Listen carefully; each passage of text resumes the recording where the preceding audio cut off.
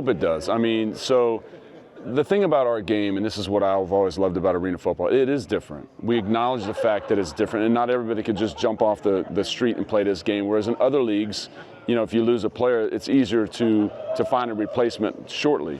That said, the guys that are the two-way players in our league, the Iron Man, so to speak, you know, those guys traditionally over the course of history become like heroes, and that's who everybody remembers. And we hope that the fans, whether they came from the small outskirt cities that play the 8-on-8 or 7-on-7 outdoor football on the I think it's the 80-yard fields, I think, you know, obviously we hope they embrace it, of course, but we hope everybody embraces it, and it's okay that we're different.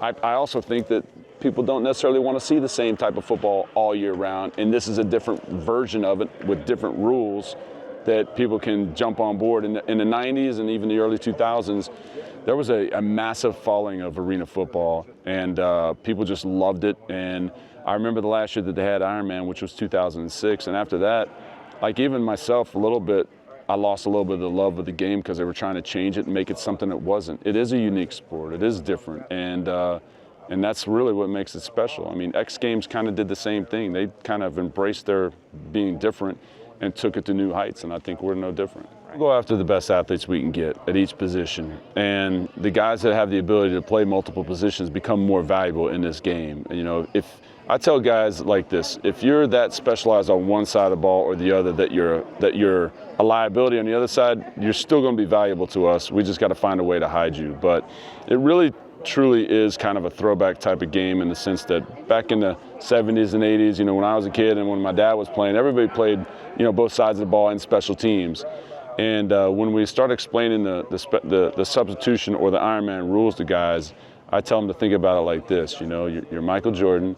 You're going to start the quarter. They're going to give you a little break in the middle of the quarter, and you're going to finish the quarter. And that's basically what we're talking about. And I tell them to stop thinking in terms of offense and defense and start thinking in terms of I'm either on the field or I'm off the field. It doesn't matter whether it's special teams or offense or defense. But really, we go after the same type of athlete. There are some various differences with like the outdoor game or the other indoor leagues in the fact that we don't have like a true tailback. We have more of a blocking back, more of a battering ram in the backfield. So our smallest fullback's probably 245 pounds. You know, our tight end is more of a guard that can catch a little bit.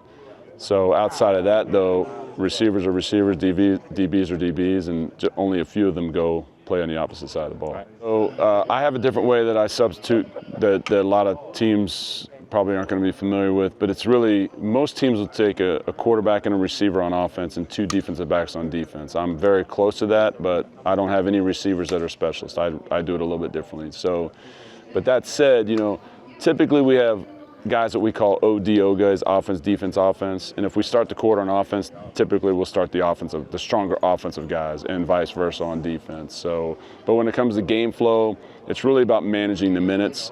You don't want to burn your guys out, you know, like your best players that are playing two ways. We'll just, since we've been talking about him earlier, let's say a Nick Marshall.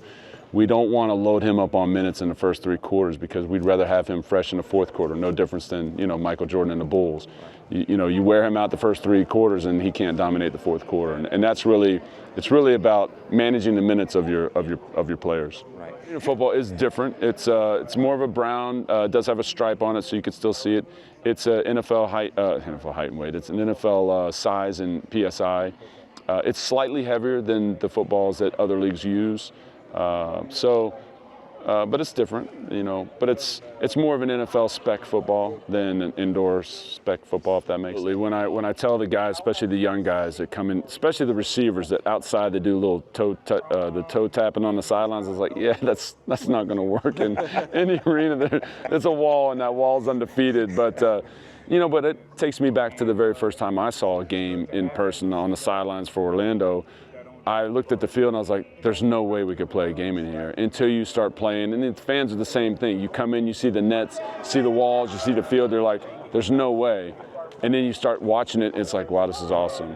But the best thing about it is the intimacy or the proximity of the fans to the players and everything. And that's really, I mean, I'm not a big NBA or basketball fan, but one of the things I love about the NBA is how close you are to the players. You get, if you can get some close seats, I mean, you literally can hear everything they say. It's good and bad, right?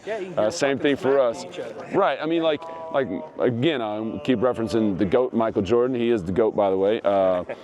He was known to be able to talk a little bit, but I mean, people pay to hear that. If you really want to hear what goes on in the line of scrimmage or in a football field, those seats you're going to get.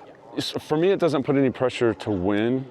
It puts pressure to put that quality of a product on TV, because we also need to sell to the NFL Network why we should continue to stay on TV. So, when I talk to our guys, and I really love the group that we have, but when I talk to these guys, I'm like, we are also trying to sell the fact that we want to keep the NFL Network, and we want them to want to show us, and to give a little bit of credit where it's due, that other league that plays by different rules, they do a very good job with their social media and their marketing, and their production's very good and all that stuff. Most of them, at least the ones I've seen.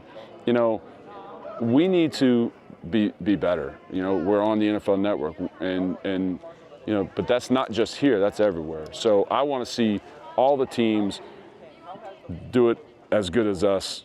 Not on the field, because then that would mean my job's in jeopardy. But you know what I mean? The show has to be of a certain level, because at the end of the day, we're putting on a show. You guys are in production. The game's important, right? I can only control that part of it. Our mascot's great. We need to have a great mascot, a great dance team, promotions, and of course a great product. So, but all that's relevant, because when people are spending their hard-earned money here versus spending a bunch of money to go to Dallas, we want to give them a lot of bang for their buck and have them keep coming back. So everything's important.